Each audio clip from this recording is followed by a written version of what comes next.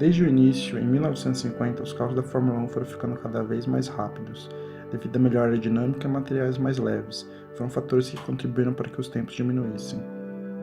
A velocidade média no GP de Mônaco aumentou de 140 km/h em 1950 para 170 km/h em 2007, mas algo estranho começou a ocorrer após 2007. Os carros pararam de ficar mais rápidos e passaram a ficar mais lentos. Então, o que a FIA fez para que em 2017 os carros voltassem a ficar mais rápidos? Durante a década passada, houve uma grande mudança no foco do campeonato da Fórmula 1. O elevado custo de competir na categoria obrigou a FIA a fazer novas regras para nivelar os times, para evitar que as equipes menores não tivessem nenhuma chance de disputar por pontos no campeonato. Essa mudança de comportamento começou pelo congelamento do desenvolvimento de motores em 2007. A medida de corte de custos continuaram mesmo após a saída da Honda, BMW e Toyota, devido à crise mundial de 2008. Novas regras colocaram a economia de pneu e melhor eficiência de combustível na frente do design, fato que também forçou os pilotos a serem menos agressivos nas pistas, e consequentemente houve um aumento dos tempos nas pistas. Pode ser devido a isso ou não, ou seja, apenas especulações, que a popularidade do esporte vem caindo. Precisamos lembrar que a Fórmula 1 é um negócio e precisa manter tanto as equipes participantes como os fãs felizes. Assim, para esse ano houveram mudanças nas regras, focando em fazer o esporte mais rápido e mais dramático. Assim, quais mudanças foram feitas e como elas afetam a performance dos carros desse ano? Os carros de 2017 ficaram mais largos. Antes tinham 1.800 mm, agora tem 2.000 mm. Uma parcela significativa deste aumento foi feita para acomodar pneus mais largos, o que implica num grande aumento de superfície de contato com o solo, assim aumentando a tração dos carros. Se você olhar para a equação de atrito, vai perceber que ela independe da área de atrito. Ela é simplesmente dada pela multiplicação do coeficiente de atrito pelo peso do carro. Então, como que pneus mais largos aumentam a tração do carro? Uma área de contato maior afeta o desgaste do pneu, o que implica que um pneu mais fino vai perder a parte da aderência mais rápido. Para contornar isso, os pneus precisam ser feitos de um material mais duro, que não se desgastam tão rápido.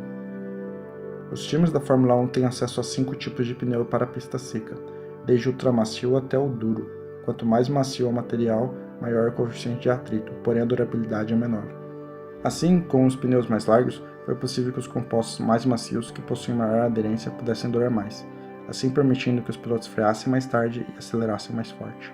Esses pneus mais largos precisam de uma asa dianteira maior, pois a função primordial dela não é gerar downforce, mas manipular o fluxo de ar ao redor dos pneus. Os pneus podem gerar muito arrasto, assim como ar turbulento, o que iria impedir que as superfícies aerodinâmicas funcionassem corretamente. Então a asa dianteira é desenhada para direcionar o fluxo de ar ao redor dos pneus. Uma das aplicações mais bonitas desse controle de fluxo de ar é esse Vortex, chamado de Vortex Y250.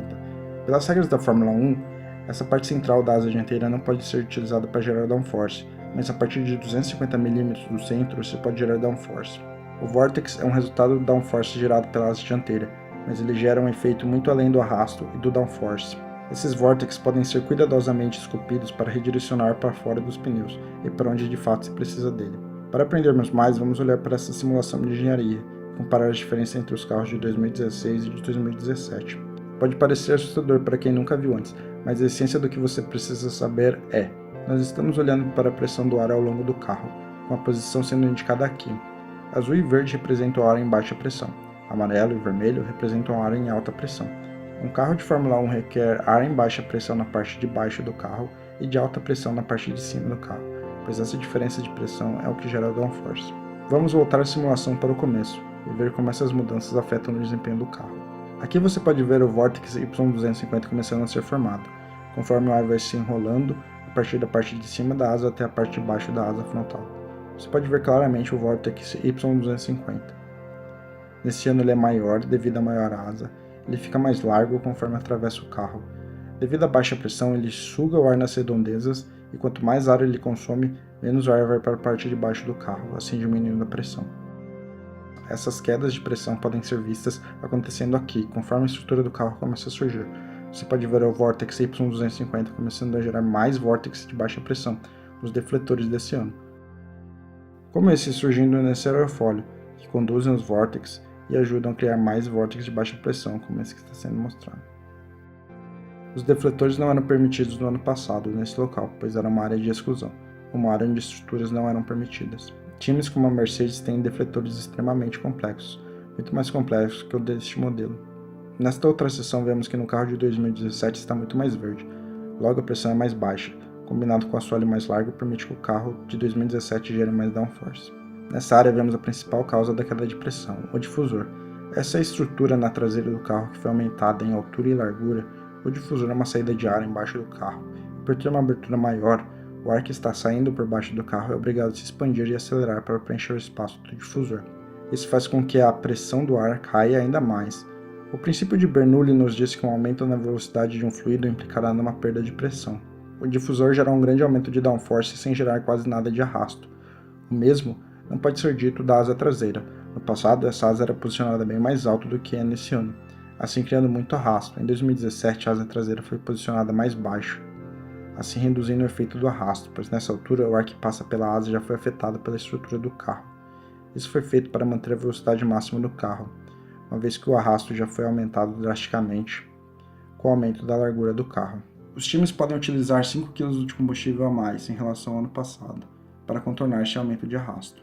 Já estamos quase no fim do campeonato de 2017, podemos ver os efeitos que essas mudanças trouxeram para a Fórmula 1. Sem dúvida temos os carros mais bonitos dos últimos tempos, e eles voltaram a quebrar os recordes nas pistas, graças ao aumento da tração gerada pelos pneus mais largos pela aerodinâmica superior. Mas esse aumento de velocidade nas curvas trouxe um sacrifício para as ultrapassagens, pois os carros mais largos estão gerando mais ar turbulento atrás deles, assim dificultando o carro de trás a ter downforce suficiente nas curvas. Essas mudanças deixaram a Fórmula 1 mais interessante de se assistir? Comentem abaixo o que vocês acham, deixe o like se gostaram ou dislike se esse for seu sentimento. Vou começar a fazer mais vídeos como esse, não apenas de Fórmula 1 ou corridas, mas como engenharia como um todo. Se inscrevam para assistir quando eu for postar. Obrigado pela visita.